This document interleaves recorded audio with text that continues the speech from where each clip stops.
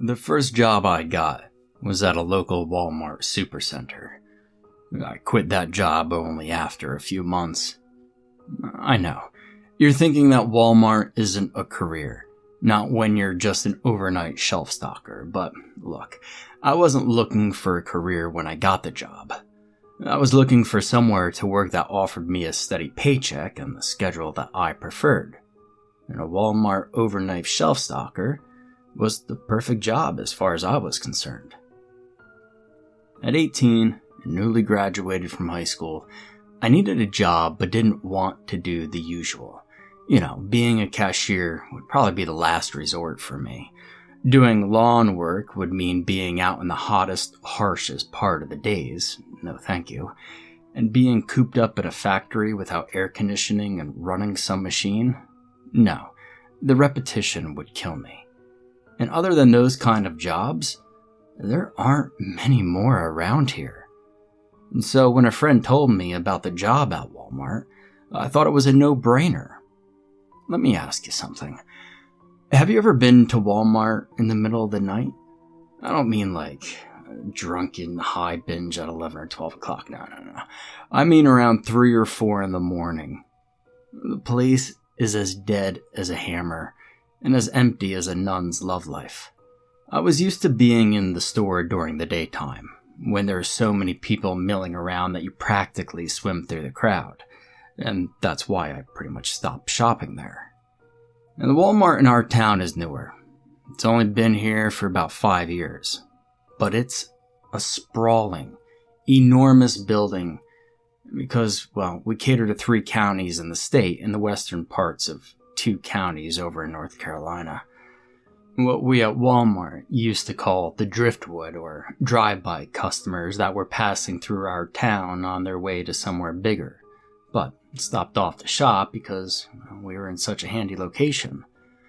And I have a healthy respect for the employees who run the place during the daytime, the shopping hours. But at night, I didn't have to deal with all that. And that's just how I liked it. Within a week, I was trained and turned loose on my own. No babysitter following my every move to make sure I put the Campbell's soups on the right shelf behind the right shelf tag. And I was glad, too, because my trainer/babysitter was an uptight dude that bled Walmart blue. Everything was by the book, and he stressed over such minor details that I was surprised he didn't have a stroke at the ripe old age of 28. You know how it is when you start a new job. They have all sorts of rules and regulations for you to follow. And, since this was my first job, I tried to follow them all closely. But, as you also know, the longer you work at a new place, the more familiar you get with other employees. The more apt you are to break some of those rules. I was no exception. A few weeks after I was on my own at work, I started sneaking in my iPod and earbuds. The music helped me concentrate, and it sure as hell helped the long hours go by faster. We weren't supposed to have our phones out on the floor either, and I obeyed that rule. It wasn't like I was the center of some social group that demanded my attention in the wee hours of the night. But one night, my boss busted me with the iPod and earbuds. He only gave me a verbal warning, but promised he would write me up next time. Perturbed, I put the gear in my little locker and went back to work. My little foray into workplace rebellion began and ended in one short week. As I went back to work, though, the energy-saving light schedule shut down most of the lights in the grocery section, where I would spend the rest of my shift stocking the cookies, snacks, and cracker aisle. I didn't mind working where the lights were dimmed. It was soothing to go about my job in that half-light. I rolled the pallet mule from the back of the storeroom to the aisle and parked it at the end near the coolers and loaded a smaller cart with Oreo cookies. At the opposite end of the aisle, I carefully rotated the stock and loaded the shelves. When I started back to the pallet for more merchandise, I caught sight of what looked like a large insect's leg retreating around to the next aisle. I stared at the end cap for a moment, knowing that there was no way an insect that large existed. The shelf was at least 7.5 feet tall, and the leg I'd seen had been half that tall. I listened. The only sounds I heard were the metallic squeaking of carts being pushed into the aisles, thumps and thuds from items being placed on the metal shelves. Slowly, I made my way back to the pallet. Long shadows lay at the end of every aisle where the overhead lights had shut off. I looked to the next aisle, and there was no sign of anything out of the ordinary. I put the incident out of my mind and finished my shift. I'm not gonna lie, I was damn glad when it was time to punch the clock and go home.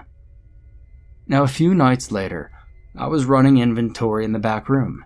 It was a one-man job, and I just happened to be the one man that night. I'd never done it alone, so I was a little worried that I'd mess up, and so I concentrated hard as I scanned items and ran the tallies through the fickle little handheld unit they had given me. At first, the barely audible chittering seemed to be coming from the dairy coolers behind me. I walked around the wall and looked in. A faulty cooler could cause the milk section to ruin in just a few hours, and I stood in there until I got chilled, and I heard nothing unusual. Then I went back to the inventory and I heard it again, louder. And then I heard faint laughter. It wasn't the kind you want to hear when you're secluded in such a large room filled with bins and shelves and pallets piled full of merchandise. There were hundreds of places for someone to hide. The chittering sound came again, closer this time, and I spun in its direction. Far down the room, near the meat room, I saw a slender face peeking around from the cubbyhole where an exit door was situated. It was completely black like a shadow, but had substance like a person. Only thing is, I've never seen a person whose head is that elongated. And no normal person's head would reach up to the top of the 8-foot overhang. It stared back at me, motionless. I could scream all night and none of the others would hear me. Everyone was stalking out on the floor except me, and whatever that thing was.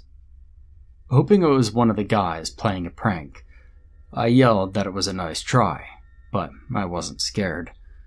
Sweat beaded on my forehead as the thing retreated. I moved quickly. I wanted to catch whoever had played the prank, and I thought it was probably a leftover Halloween mask that someone had held up on a pole. I mean, after all, it had to be.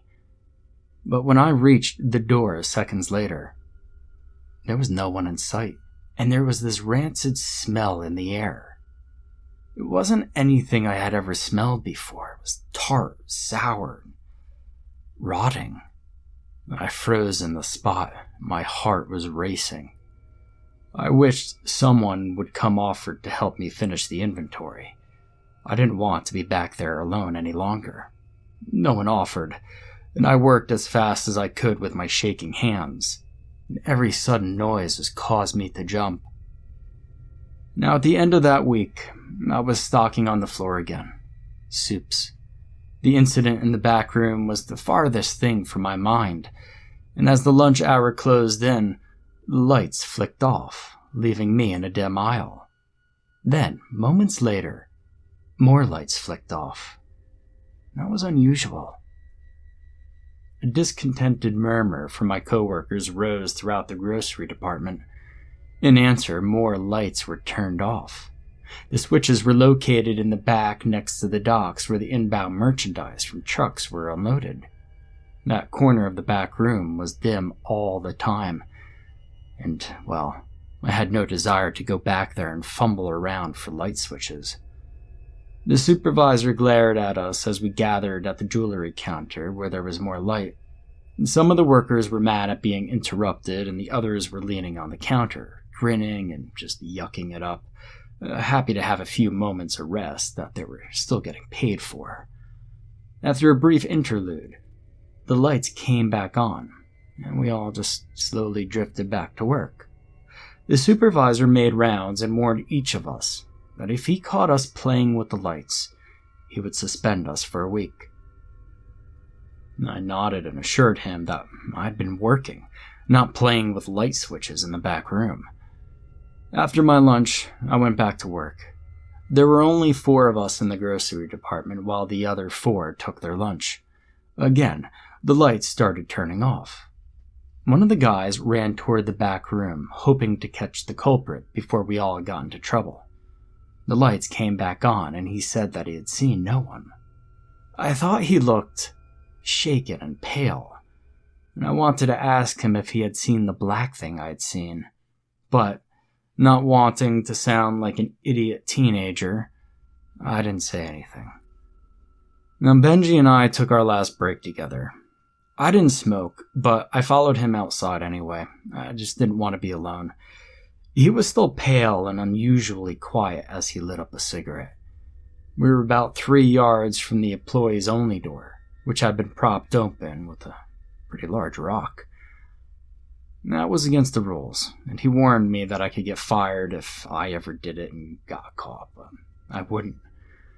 We didn't talk much, and I kept watching that door. The air outside was fresh, crisp, it was nice, but then I noticed something in the door.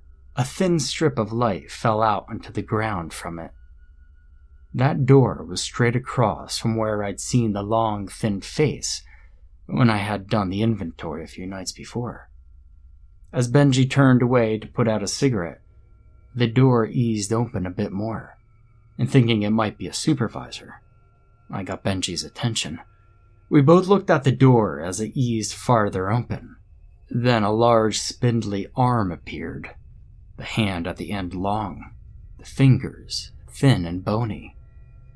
Those black fingers splayed against the door, and a silhouette of a skinny, malformed head appeared near the top. My heart didn't skip a beat or two. Hell, it stopped beating for a few seconds. I couldn't breathe and my eyes wouldn't close against what I was seeing. It was way too close to mistake that thing for a Halloween mask or a person. When my heart kicked back into action, I was off that bench and running around to the front of the store. Benji was on his own. I ran straight to my vehicle and started it, meaning to leave. But what about Benji? I had a perfect view of the corner of the building. If he had followed me, he would have to come there. 5 seconds, 20 seconds, and sweat rolled down my face and my hand trembled on the steering wheel. 30 seconds, and a full minute and no Benji. I had to go back and check on him. I mean, what kind of rat bastard would just leave someone in danger like that? Reluctantly, I went back to the corner and peered around. Benji was at the door. He kicked it and cursed, then started walking in my direction. I asked him what the hell he was doing, and if he hadn't seen the thing looking out at us. He said that it was only some of the guys trying to scare us, and then laughed because of the way I just ran out of there, scared to death and completely abandoning him. By the time the shift was over, no one had admitted to the prank, and Benji had told everyone about my massive lack of bravery. As we lined up to punch the time clock, I asked who had pranked us. No one admitted or even looked guilty, and on our way to the cars, I asked Benji to show me an old Halloween mask the next day that looked like that thing. If he could, and I would put it out of mind and never mention it again. The next day, he found nothing that even slightly resembled what we had both seen. And that night, during the dead hours, I saw it again. It was in the clothing department, sliding its thin, stretched body between racks of clothes, hunched over. Its terrible head in constant motion, always on the lookout, and it disappeared into the dressing room. The girls that usually worked there were helping in another department for the night, so I was the only one who had witnessed it. I stopped what I was doing and went to the dressing room area. Mustering all my courage, I leaned in and looked around. There was nothing. But that strange chittering noise emanated from the very last dressing room on the left. No way was I going any farther into the darkened room. But I couldn't leave without seeing what it was either. Outside the dressing room, I heard the crackle of a walkie-talkie, followed by my supervisor's voice. I shrank against the wall, hoping he would pass by and not see me. I had no explanation for why I was there. None that he would believe anyway. As I huddled in the shadow of the recessed doorway, the same rancid odor I had smelled when I had done inventory assaulted me and I gagged. Clamping my hand over my mouth, I tried not to breathe. The squeaky hinges of a door squealed behind me, and I nearly screamed. I turned in time to see the creature slide over the wall of the dressing room area. It was out on the floor again, and I was trapped as long as the supervisor remained in the clothing department. And after a few moments, I heard him swear, and then heard his quickened footsteps as he headed toward grocery. Stepping out of my hiding spot, I saw that the lights were back off again, and I met the others at the jewelry counter and stood nervously watching the shadows. The lights flickered back to life, and the supervisor yelled us to remain where we were. This was met with grumbles from the others. The supervisor stood in front of us, hands on his hips, scowling at each of us in turn. "All right, which one of you did it? This has just gone far enough. Someone better tell me or I'm going to write everybody up. And some of you can't afford another write-up." One of my co-workers, Andy, a big guy covered in tattoos from the sides of his bald head down to his fingers, pointed at me and said he saw me coming from the clothing department right after the lights went out. The supervisor moved to me and started to speak, and just then, the lights all flicked off at once in grocery. Then, the ones over the jewelry department were gone. Grocery was completely dark then. The supervisor turned and told Benji to go flip them back on. Then he pointed at me. "You're off the hook at least." Now remaining quiet, I stared into the darkness beyond him, wishing Benji would hurry up with the lights. The supervisor lectured us on safety about not playing on the job. One of his favorite sayings was, "Horseplay equals hurt." After he finished lecturing, he swore and yelled for Benji to hurry it up. Lights over the clothing department went black, followed by the ones over electronics. Shouts from the workers back there echoed, and my supervisor radioed the electronics guy and told him to calm his workers down. Cursing, which was also against the rules, the supervisor took off in the direction of the back room. Now, after several minutes, there was a commotion, and every walkie-talkie across the store crackled to life. It was the supervisor, his voice panicked and cracking. Something had happened to Benji. We all heard as the electronics guy ran past us. Benji was in the ventilator fan in the back room, and he was possibly dead. There was an audible gasp as the news registered with the others. My first thought was that had to be wrong. Benji couldn't be in one of those fans.